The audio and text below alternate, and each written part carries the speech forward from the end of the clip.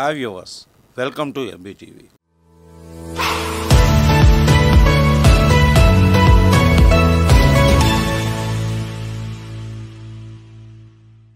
కేంద్ర ఆర్థిక మంత్రి నిర్మలా సీతారామన్ మరో బడ్జెట్ ప్రసంగానికి సిద్ధమయ్యారు.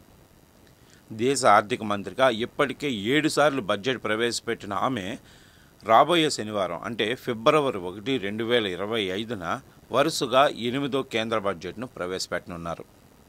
ఇలా రాబోయే ఆర్థిక సంవత్సరానికి సంబంధించిన బడ్జెట్ ప్రజల ముందుకు వచ్చేందుకు ఎంతో సమయం లేదు.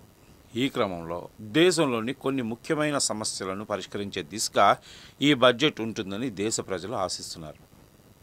ప్రభుత్వ ఆర్థిక ప్రణాళిక ఎలా ఉంటుందోనని ఆసక్తిగా ఎదురుచూస్తున్నారు. సామాన్య పౌరుడికి ప్రధాన ఆందోళనలో ఒకటి ద్రవ్యోల్బణం. నిత్యావసర వస్తువుల ధరలు పెరగడం వల్ల గృహ బడ్జెట్లు చాలా ఇబ్బందులు పడుతున్నాయి. ఈ ఏడాది బడ్జెట్ వారికి కొంత ఉపశమనం కలిగిస్తుందని చాలామంది ఆశిస్తున్నారు. ముఖ్యంగా పన్ను కోత ద్వారా ప్రభుత్వం వ్యక్తులపై ఆర్థిక భారాన్ని తగ్గించే చర్యలను ప్రవేశపెడుతుందా అనేది అందరి మనసులోని ప్రశ్న. అదనంగా పెరుగుతున్న నిరుద్యోగం సమస్యను ప్రభుత్వం స్పష్టమైన పరిష్కారాలతో పరిష్కరిస్తుందని పౌరులు ఆశిస్తున్నారు. ప్రతిసారిలాగే ఈ బడ్జెట్ 2025పై కూడా ప్రజలకు అనేక అంచనాలున్నాయి. ప్రభుత్వ ఆర్థిక విధానాల్లో తమ జీవితంపై ప్రత్యక్ష ప్రభావం వాటి గురించి తెలుసుకునేందుకు ప్రజలు ఆసక్తి చూపిస్తూ ఉంటారు. ఇలా ఎప్పుడు బడ్జెట్ ప్రవేశపెట్టిన ఆదాయ పన్ను విషయంలో ప్రభుత్వం ఎలాంటి నిర్ణయాలు తీసుకుంటుందో అనే ఆసక్తి నెలకొని ఉంటుంది. ఈ బడ్జెట్లో కూడా ఆదాయ పన్ను తగ్గింపుపై ప్రజలకు అంచనాలున్నాయి. ముఖ్యంగా తక్కువ మధ్య ఆదాయ వర్గాల ఉద్యోగులు, వ్యాపారులు ఆదాయ పన్ను నుండి ఉపశమనం కోరుకుంటూ ఉంటారు. పన్నుల భారం నుండి బయటపడేయాలని ప్రభుత్వాన్ని కోరుకుంటూ ఉంటారు. ఇలా చేస్తే తమ కొనుగోలు శక్తి ప్రభుత్వానికే మంచి ఆదాయం సమకూరుతుందని అంటుంటారు. మొత్తంగా వేతన జీవులు, చిరు వ్యాపారులు ఆదాయ పన్ను తగ్గింపు అంచనాలు పెట్టుకున్నారు.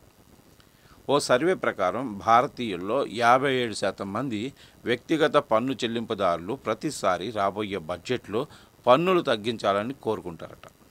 ప్రభుత్వం చిన్న పన్ను చెల్లింపుదారులకు పన్నులు తగ్గిస్తే అది ఎక్కువ ఖర్చు చేయగల ఆదాయానికి దారితీస్తుంది. దాని ద్వారా వినియోగాన్ని ప్రోత్సహించినట్టు అవుతుంది. ఆర్థిక వ్యవస్థకు ప్రయోజనం చేకూరుస్తుందని పలు నివేదికలు బయటపెట్టాయి కూడా. 1961 ఆదాయ పన్ను చట్టానికి బదులుగా కొత్త డైరెక్ట్ ట్యాక్స్ చట్టాన్ని ప్రభుత్వం ప్రవేశపెట్టవచ్చనే ఊహాగానాలు కూడా ఉన్నాయి. ఇది ప్రస్తుత పన్ను విధానాన్ని పెద్ద మార్పులకు దారితీస్తుంది. ఇది 2020లో సవరించబడింది. చర్చలో ఉన్న కీలక ప్రతిపాదనలో ఒకటి కొత్త విధానం కింద ప్రాథమిక పన్ను మినహాయింపు పరిమితిని 3 లక్షల నుండి 5 లక్షలకు పెంచే అవకాశం కూడా ఉంది. ఇటువంటి మార్పు వ్యక్తుల చేతుల్లో ఎక్కువ డబ్బును ఉంచుతుంది. వారి ఖర్చు చేయగల ఆదాయాన్ని మరియు వాళ్ళు మొత్తం వినియోగాన్ని పెంచుతుంది.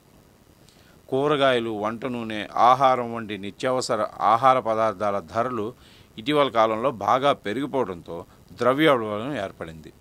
దీన్ని అదుపు చేయడానికి ప్రభుత్వం ప్రయత్నాలు చేస్తున్నప్పటికీ కూడా వేతనాలు పెరుగుతున్న ఖర్చులకు అనుగుణంగా లేవు.